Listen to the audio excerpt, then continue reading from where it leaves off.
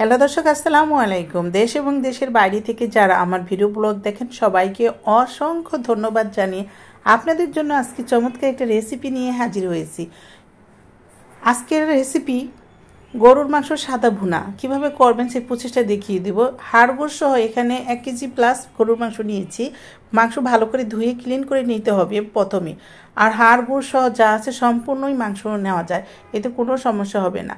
তারপরে দিয়ে দিলাম এখানে বেশ পরিমাণ তেল। এখানে হাফ কাপের উপরে তেল দিয়েছি।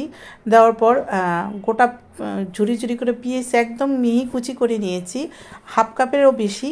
সে পেঁয়াজটা বেরেস্তা করে নিতে হবে।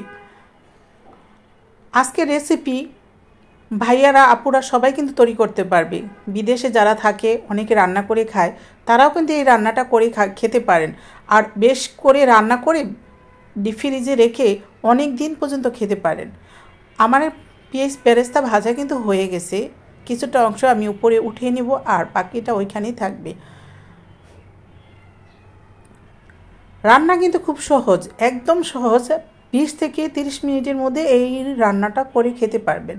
এখানে 3 রকমের বাদাম নিয়েছি, আদা রসুন জিরা বাটা এবং মরিচ ফাঁকি। জাস্ট হলুদ ফাঁকিটা আমি এখানে অ্যাড করিনি। গরম মশলা সব উপকরণ এখানে দিয়ে নিয়েছি।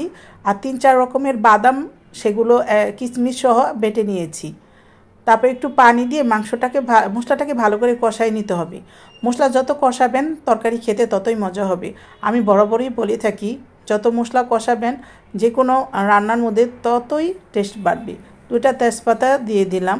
এখানে আমি আলাদা করে গরম মশলা অ্যাড করতে চাই না, যেহেতু আমি গরম মশলা ফাঁকিটা দিয়েছি, সেজন্য দেওয়ার ইচ্ছে নেই।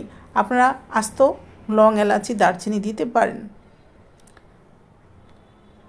ফাঁকিটাই সবচেয়ে বেটার হয়, দাঁতে লাগে না। তারপরে হাফ কাপের মতন টক দই নিতে হবে।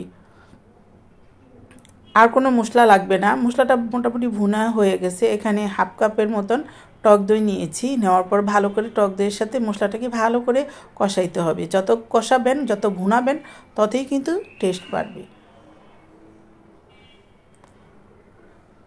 অনেক আপুরা আছে চাকরি করে, তারা কিন্তু এই রেসিপিটা করে বেশ কিছুদিনের জন্য ফ্রোজেন করে রেখেও খেতে পারেন। ডিপ ফ্রিজে ছোটো ছোটো বাটির মধ্যে কিন্তু রেখে খেতে পারবেন। যখন ইচ্ছা তখনই খাওয়া যায়। একটু বেশি করে রান্না করলে খাওয়া যায়। আর আমরা যদি দূরে কোথাও হয়তো একটা পরিবার নিয়ে ঘুরতে যাই, এই রান্নাটা করে বক্সে ভরে কিন্তু নিয়ে আমরা যেতে পারি। লুচি বলেন, পরোটা বলেন, যেই কোনো খাবার দিয়ে মজা লাগে। ভাত বলেন, সাদা পোলাও, ভুনা খিচুড়ি, সব কিছু দিয়ে কিন্তু এই মাংসটা বেস্ট। আধা ঘন্টার মতো সময় নিয়ে কিন্তু আমি মাংসটাকে মশলার সাথে কিন্তু ভুনাই নিয়েছি। মোটামুটি পানিও শুকিয়ে গেছে, বেশ পরিমাণ পানি উঠেছিল। ভালো করে ভুনাই নিব। নেওয়ার পরে এই পর্যায়ে আমি একটু কষাইয়ে তারপরে ঝোলটা দিয়ে তারপর 2 থেকে 3টা শীষ দিয়ে নিব। আর অল্প অল্প করে কিন্তু পেঁয়াজের বেরেস্তাটা দিয়ে দিচ্ছি।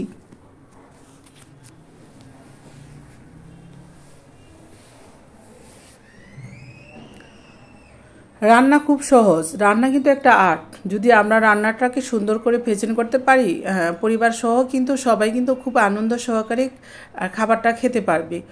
আর যে কোনো কাজেই ধীরে সুস্থে করতে হবে, তাড়াহুড়া করা যাবে না।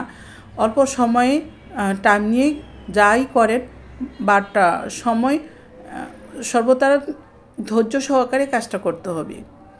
কাঁচামরিচ আর অল্প একটু ঝোল দিয়ে দিলাম। দেওয়ার পরে এখন ঢাকনা দিয়ে দিব। 3 থেকে 4টা শীষ উঠলে আমি তারপরে ঢাকনা উঠিয়ে নিব। প্রেশার কুকারে রান্না করতেছি, যেহেতু গ্যাস চলে গেছে সেজন্য প্রেশার কুকারে রান্না করব। আপনারা চাইলে এইভাবে রান্না করতে পারেন, আপনাদের সুবিধা যেভাবে হয় সেভাবে রান্না করতে পারেন। আমি আমার সুবিধা মতো রান্নাটা করে নিচ্ছি। একদম মাংসটা সফট হয়ে গেছে। এখন জিরা ফাঁকি আর যেই বেরেস্তাগুলো, পেঁয়াজের বেরেস্তা রেখেছিলাম, সেগুলো দিয়ে তারপর একটা বলক আসলেই নামিয়ে নিতে হবে। আর কোনো মশলা অ্যাড করা লাগবে না। ঘরোয়া উপায়ে রান্নাটা করে নিলাম। আর এই রান্না পুরান ঢাকা বলেন, বিয়ে বাড়ি বলেন, সব জায়গায় এই রান্নাটা আপনারা পাবেন। আর আমি আজকে আপনাদের একদম খুব সহজেই রান্নাটা করে দিলাম। রেস্টুরেন্টে অনেক মশলা দেয়, বাজে একটা স্মেল আসে। আমি যেহেতু ঘরে খাবো সেজন্য ঘরোয়া উপায়, ঘরোয়া মশলা দিয়ে কিন্তু তৈরি করলাম, বাট স্বাদটা কিন্তু অনেক মজা হয়েছে। অবশ্যই ট্রাই করতে হবে। এটা স্বাদ পেতে হলে কিন্তু আপনাকে অবশ্যই ট্রাই করতে হবে। যে কোনো খাবার ট্রাই না করলে এটার স্বাদ কখনই পাওয়া যাবে না।